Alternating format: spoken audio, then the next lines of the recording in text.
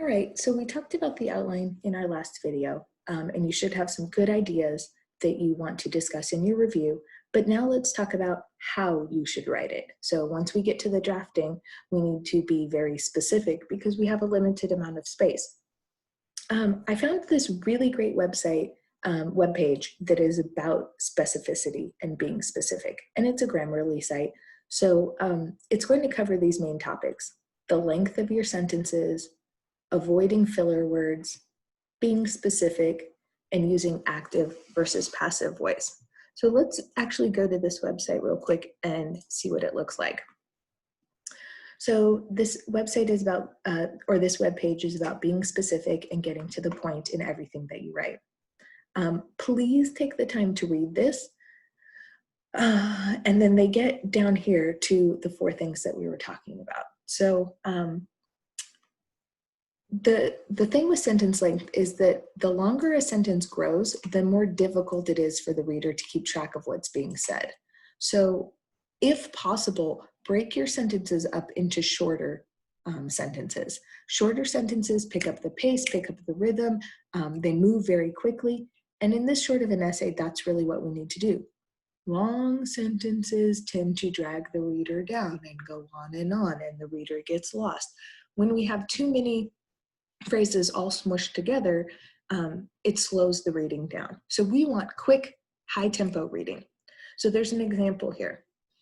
For a writer, it's important to find that special spot where you can be your most creative, whether that's a coffee shop, library, park bench, or cozy chair, because this allows you to unlock your imagination and do the work you've dreamed of.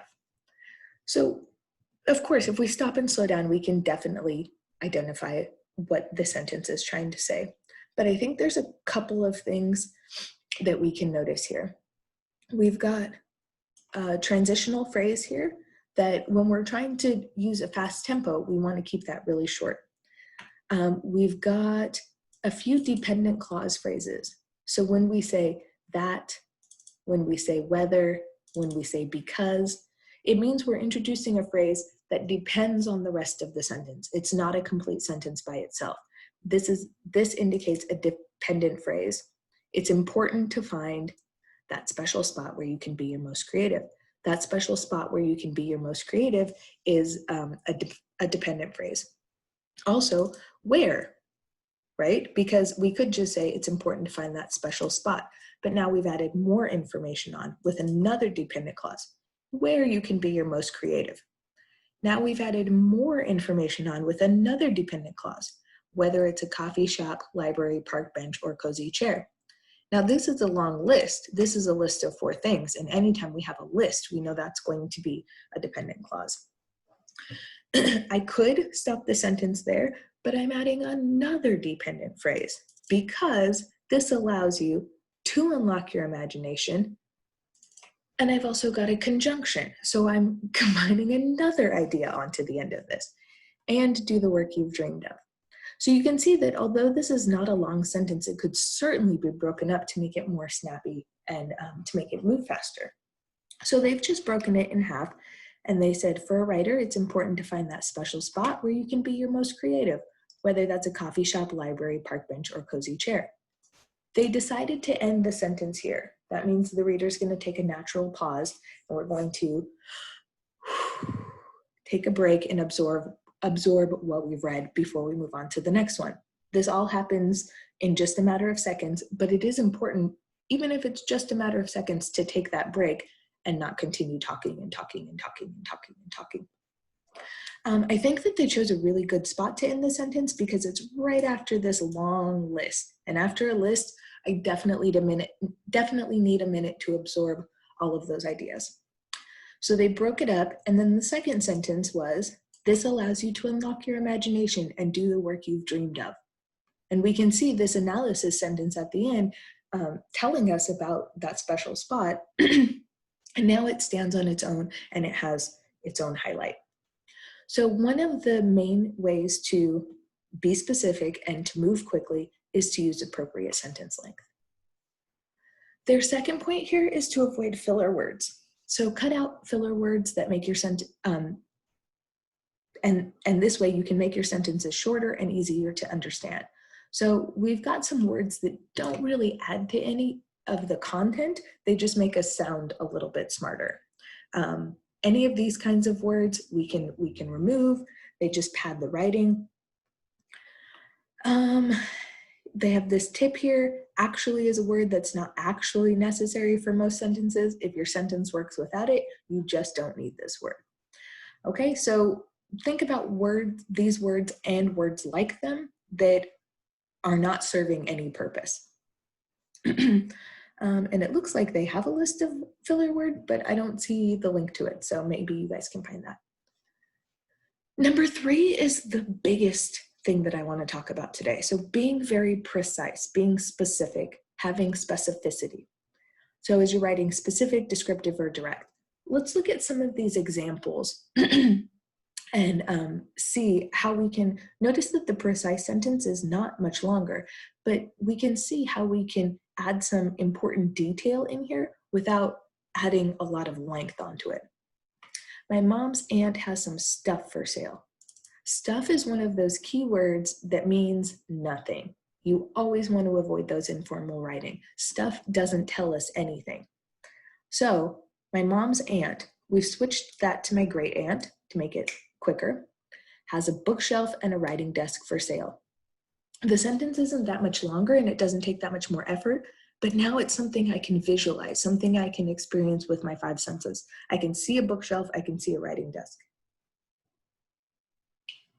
Okay, we've got another one. And this is something I see a lot in freshman writing. The pigs from a fairy tale lived in a house of bricks.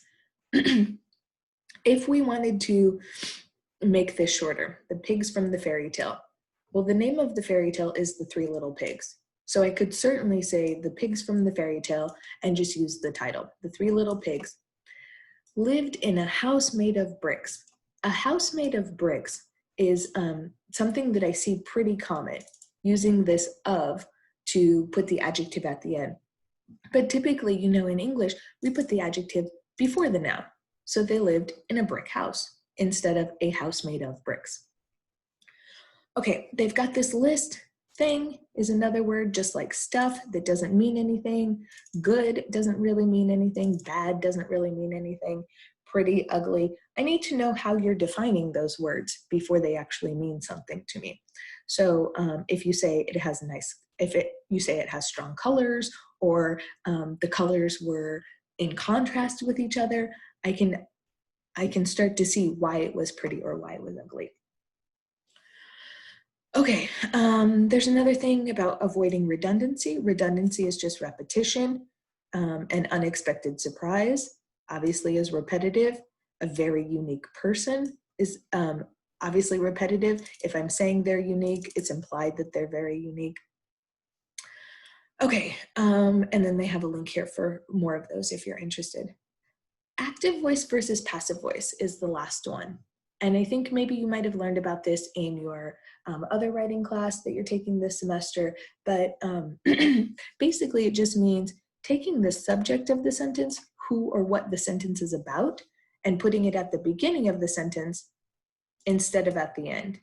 And you can almost always identify passive voice because it ends with by somebody or something at the end. So we just want to take the person who's doing the action, the person the sentence is about, and move it up to the beginning so that I can visualize it before I get the verb. So if you look at the passive voice, the Oscar for Best Supporting Actress was won. I know that it's won before I even know who won it.